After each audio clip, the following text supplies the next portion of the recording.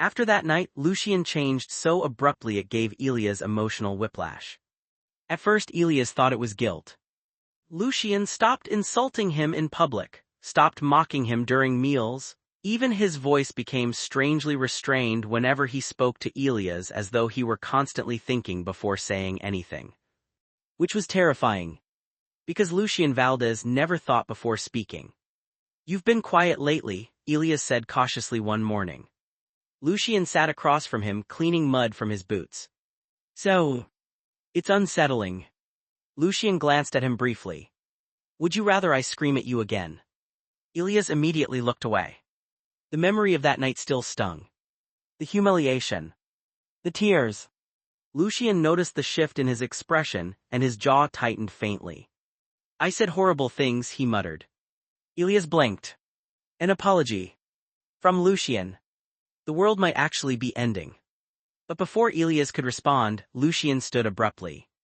"Eat your breakfast before it gets cold." Then he walked out, leaving Elias completely stunned. Unfortunately, the apology came with side effects. Lucian became possessive. Unbearably possessive. "Where are you going?" "To the infirmary." "With who?" "Alone." "Good." If Elias spoke with another trainee too long, Lucian suddenly appeared nearby. If Elias stayed out late, Lucian waited awake until he returned. If someone touched Elias casually during conversation, Lucian's mood darkened instantly. "You're glaring again," Elias sighed one evening. Lucian leaned against the doorway watching Daniel stand beside Elias outside the barracks. "I'm observing. You look homicidal. He stands too close to you." Elias stared at him. "You can't be serious." Lucian crossed his arms. "I don't trust his face." "That is the stupidest sentence you've ever said." "He smiles too much." "He's being friendly." "He's flirting." Elias rubbed his temples. "You sound insane." Lucian only clicked his tongue.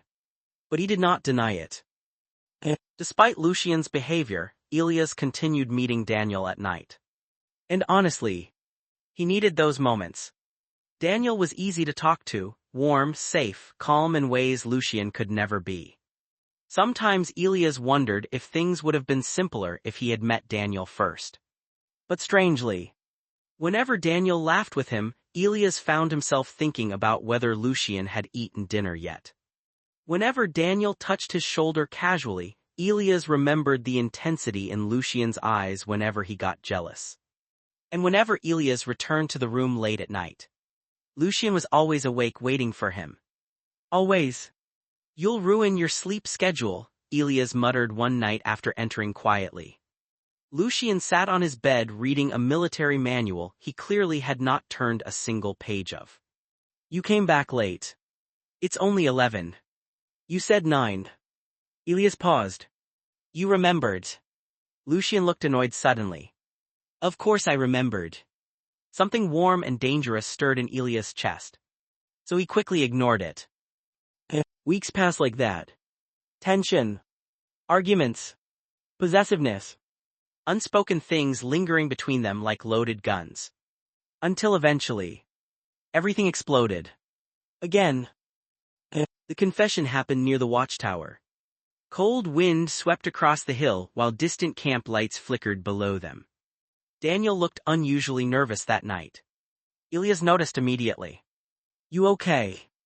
Daniel laughed weakly. "Not really." Elias closed his book slowly. "What happened?" For several seconds, Daniel said nothing. Then finally, "I like you." The words landed softly. Honestly. Painfully sincere. Elias froze. Daniel looked down at his hands. "I know this probably complicates things," he admitted quietly, "but I couldn't keep pretending anymore." Elias opened his mouth. Then stopped. Because another voice cut through the darkness first. "He's already mine."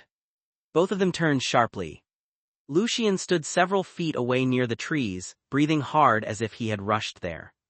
His eyes were fixed entirely on Elias. Not Daniel. Elias' heart immediately started pounding. "Lucian." Daniel stood slowly. "What did you just say?" Lucian ignored him completely and walked forward. He's mine, Lucian repeated. The possessiveness in his voice was terrifyingly real now. Daniel frowned. Elias isn't an object. I know that. Then stop acting like you own him. Lucian finally looked at him then. Coldly. You don't know him. And you do. Yes. The answer came instantly. Without hesitation. Elias felt his chest tighten. Daniel looked between them slowly, realization dawning across his face. Oh. Lucian stepped closer to Elias. So stop looking at him like that. The air turned heavy. Daniel exhaled quietly before giving Elias a small, sad smile. I think, he murmured gently, you already know who you'll choose. Then he walked away, leaving the two of them alone beneath the watchtower. Silence followed. The kind that felt dangerous. Lucian and Elias stood facing each other while cold wind moved through the trees around them. Finally. You embarrassed me, Elias muttered weakly. Lucian looked unapologetic. He confessed to you. That doesn't justify whatever that was. I didn't like him looking at you. Elias stared. The honesty in Lucian's voice made his stomach twist strangely. You're unbelievable. I know. You can't just claim people. Lucian stepped closer. But I meant it. Elias' breath caught slightly. What exactly do you mean? Lucian's expression shifted then. Less defensive. Less aggressive. And suddenly younger somehow. More vulnerable. I hate when you avoid me, he admitted quietly. I hate when you smile at him the way you used to smile at me. Elias blinked. Used to. You stopped. The hurt in Lucian's voice stunned him. I didn't realize. I notice everything about you. The confession hung heavily between them. And for the first time, Elias realized this wasn't obsession alone anymore. Somewhere along the way, beneath the fighting and chaos and possessiveness, Lucian had fallen in love. Hopelessly. Dangerously. Completely. Things changed after that. Not immediately. Not perfectly. But slowly. Lucian started accompanying Elias during late-night walks instead of preventing them. They argued less harshly now. Sometimes they simply sat together in silence. And strangely, those quiet moments became Elias' favorite. One rainy evening, several soldiers dragged Lucian into a drinking session after training. To everyone's shock, Lucian forced Elias to join too. I don't drink much, Elias protested. You do tonight. That sounds threatening. It is. Hours later, the atmosphere became noisy and warm with laughter. Elias sat beside Lucian near the corner table, slightly flushed from alcohol. You're starring again, Elias mumbled. Lucian leaned lazily against his shoulder. You're pretty. Elias nearly choked on his drink. What? Lucian looked entirely serious. I said you're pretty. The soldiers nearby immediately went silent, pretending not to listen. Elias' ears burned. You're drunk. I've thought that for months. Lucian. I like your face. Elias laughed despite himself. That's your confession. I also like your voice. That's worse. And your eyes. Elias covered his face with one hand, mortified. Lucian gently pulled his hand away. Their eyes met. And suddenly the noise around them faded. You know, Elias said quietly after a long pause, I used to think you were terrifying. Lucian smirked faintly, used to. Now I think you're just emotionally constipated. The soldiers burst into laughter. Lucian looked offended. But Elias smiled at him softly afterward.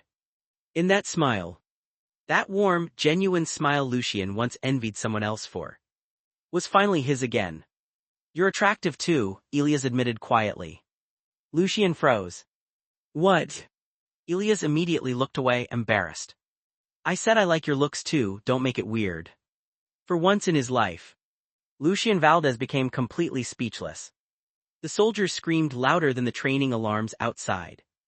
And while Lucian glared murderously at them afterward, his hand quietly found Elias beneath the table. This time, Elias held it back.